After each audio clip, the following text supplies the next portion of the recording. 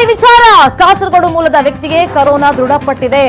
Mangaluru airport ಇಂದ ಅವರು ಕಾಸರಗೋಡಿಗೆ ತೆರಳಿದ್ರು, ಅದಕ್ಕೋಸ್ಕರ ಆತಂಕ ಜಾಸ್ತಿ ಆಗಿದೆ.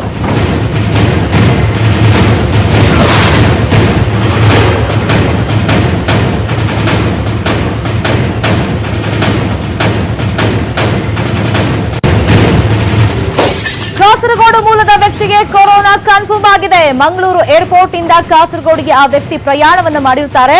ದುಬೈನಿಂದ ಕೇರಳದ ಕಾಸರಗೋಡಿಗೆ ಆ ವ್ಯಕ್ತಿ ಆಗಮಿಸಿದ್ರು.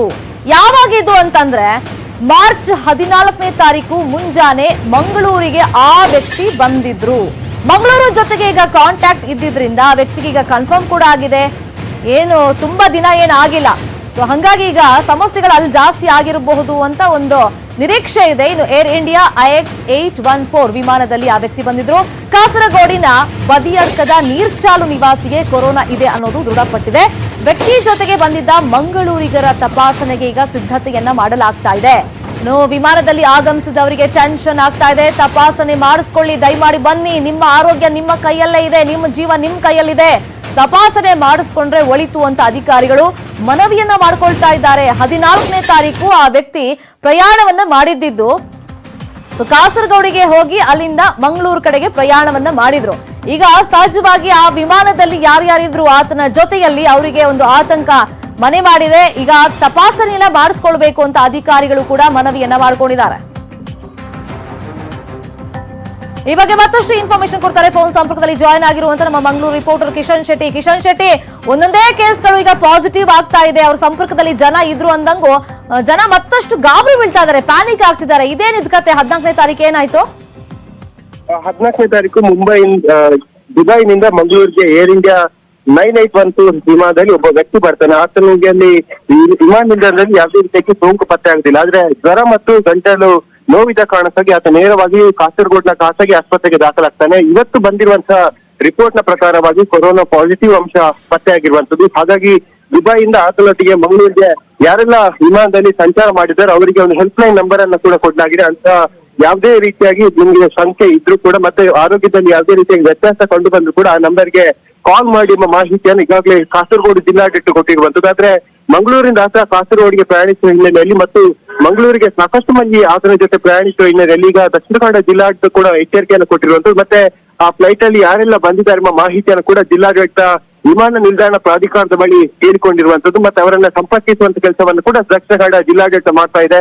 ಇವತ್ತು ಶ್ರೀರಾಮುಲು ಅವರು ದಕ್ಷಿಣ ಕನ್ನಡ ಜಿಲ್ಲಾಡಳಿತ ಮತ್ತೆ ಮೈಸೂರು ವಿಭಾಗ ಆರೋಗ್ಯಾಧಿಕಾರಿಗಳ ಜೊತೆ ಸಭೆಯನ್ನ ಕೂಡ ಕರೆದಿದ್ದಾರೆ. ಮಂಗಳೂರಿನಲ್ಲಿ ಸುಮಾರು 11 ಗಂಟೆಗೆ ಜಿಲ್ಲಾಧಿಕಾರಿಗಳ ಕಚೇರಿಯಲ್ಲಿ ಕೂಡ ಈ ಸಭೆ ನಡೆಯುತ್ತೆ.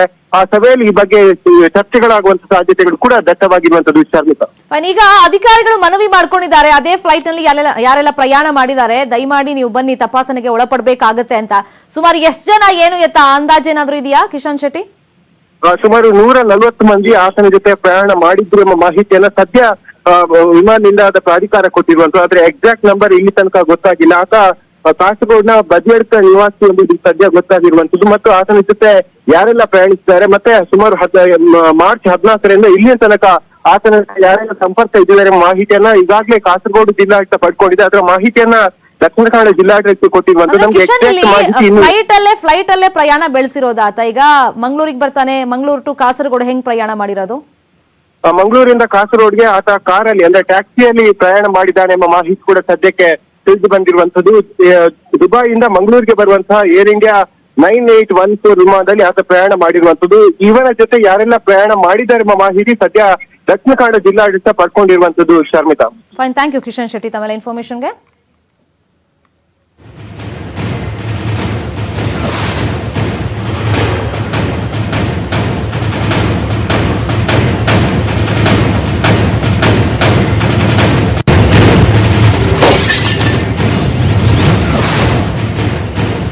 ಮಾರ್ಚ್ 14ನೇ ತಾರೀಕು ಮುಂಜಾನೆ ಮಂಗಳೂರಿಗೆ ಒಬ್ಬ ವ್ಯಕ್ತಿ ಬರ್ತಾನೆ. ಆತನಲ್ಲಿ ಈಗ ದೃಢಪಟ್ಟಿದೆ ಅನ್ನೋ ವಿಚಾರ, ಆಘಾತಕಾರಿ ವಿಚಾರ ಬಯಲಿಗೆ ಬರ್ತಾ ಇದ್ದಂತೆ ಆತನ ಜೊತೆಯಲ್ಲಿ ಯಾರೆಲ್ಲ ಕಾಂಟ್ಯಾಕ್ಟ್ ಬಂದಿದ್ರು ಅವರಿಗೆ ಆತಂಕ ಜಾಸ್ತಿ ಆಗ್ತಿದೆ.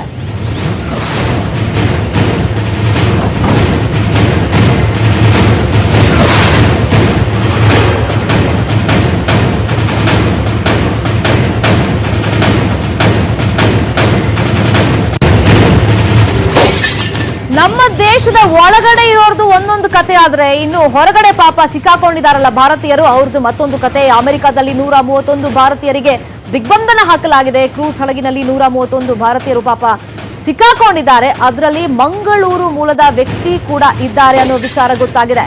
ದಕ್ಷಿಣ ಕನ್ನಡ ಜಿಲ್ಲೆಯ ಬಂಟ್ವಾಳ ತಾಲೂಕಿನ ವ್ಯಕ್ತಿ ಪಾಪ 131 ಜನರಲ್ಲಿ ಸಿಕ್ಕಾಕೊಂಡಿದ್ದಾರೆ. ಅಲ್ಲಿ ಯಾತಕ್ಕೋಸ್ಕರ ಡಿಲೇ ಆಗ್ತಿದೆ ಅಂತಂದ್ರೆ, ಈಗ ಕ್ಲಿಯರೆನ್ಸ್ ಕೊಡ್ತಾ ಇಲ್ಲ ಅಲ್ಲಿನ ಆರೋಗ್ಯ ಇಲಾಖೆ. ದಕ್ಷಿಣ ಕನ್ನಡ ಜಿಲ್ಲೆಯ ಬಂಟ್ವಾಳ ತಾಲೂಕಿನ ವ್ಯಕ್ತಿ 131 ಜನರಲ್ಲಿ ಅವರು ಕೂಡ ಒಬ್ಬರಾಗಿದ್ದಾರೆ. ಕೊರೋನಾ ನೆಗೆಟಿವ್ ಸರ್ಟಿಫಿಕೇಟ್ ನೀಡದ ಹಿನ್ನೆಲೆಯಲ್ಲಿ ವಿಳಂಬ ಆಗ್ತಾ ಇದೆ. ಅಲ್ಲಿರುವಂತಹ ಭಾರತೀಯರು ಆ ಸರ್ಟಿಫಿಕೇಟ್ ಕೊಟ್ರೆ ಅವ್ರ ಕೈ ಸೇರಿದ್ರೆ ವಾಪಸ್ ಇಲ್ಲಿಗೆ ಬರ್ಬೋದು. ಸೊ ಹಂಗಾಗಿ ಈಗ ವೆಯ್ಟ್ ಮಾಡ್ತಿದ್ದಾರೆ. ಅಲ್ಲಿ ವಿಳಂಬ ಆಗ್ತಾ ಇದೆ. ಅಮೆರಿಕ ವಿಮಾನ ನಿಲ್ದಾಣದಲ್ಲಿ ಸ್ಕ್ರೀನಿಂಗ್ ಎಲ್ಲ ಮಾಡಿದ್ದಾರೆ, ಆದ್ರೂ ಕೂಡ ರಿಪೋರ್ಟ್ ಕೊಡುವಲ್ಲಿ ವಿಳಂಬ ಆಗ್ತಾ ಇದೆ. ಭಾರತದ ವಿಮಾನವನ್ನ ಅಧಿಕಾರಿಗಳು ಹತ್ತೋಕೆ ಬಿಡ್ತಾ ಇಲ್ಲ ಈ 131 ಭಾರತೀಯರಿಗೆ. ಯಾಕಂದ್ರೆ ಸ್ಕ್ರೀನಿಂಗ್ ಎಲ್ಲ ಮಾಡಿದ್ದಾರೆ, ಬಟ್ ಪಾಸಿಟಿವ್ ನೆಗೆಟಿವ್ ಹೆಂಗೆ, ಹೆಲ್ತ್ ಕಂಡೀಷನ್ ಹೆಂಗಿದೆ ಆ ಬಗ್ಗೆ ರಿಪೋರ್ಟ್ ಅನ್ನ ಇನ್ನೂ ಕೂಡ ಕೊಟ್ಟಿಲ್ಲ.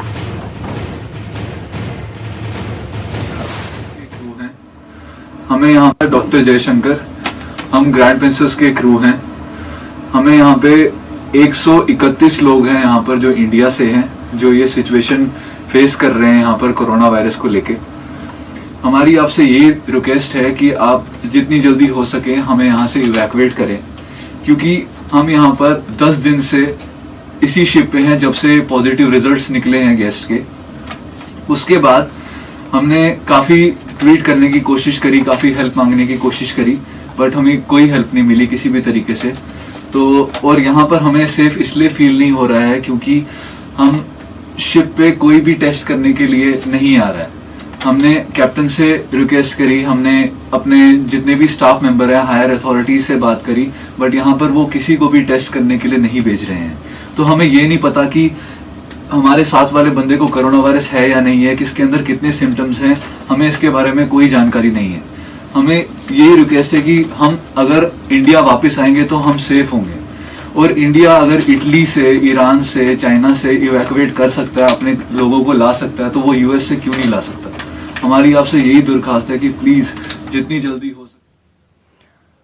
ಈ ಬಗ್ಗೆ ಮಾತಾಡೋದಕ್ಕೆ 131 ಭಾರತೀಯರ ಪೈಕಿ ಒಬ್ರು ದಕ್ಷಿಣ ಕನ್ನಡದವರು ಸಿಕ್ಕಾಕೊಂಡಿದ್ದಾರಲ್ಲ, ನಟೇಶ್ ಅಂತ, ಅವರ ಸಹೋದರ ನಮ್ಮ ಜೊತೆ ಮಾತಾಡೋದಕ್ಕೆ ಫೋನ್ ಸಂಪರ್ಕದಲ್ಲಿ ಜಾಯ್ನ್ ಆಗಿದ್ದಾರೆ. ಬಬಿನ್ ಬಂಗೇರಾ ಅಂತ.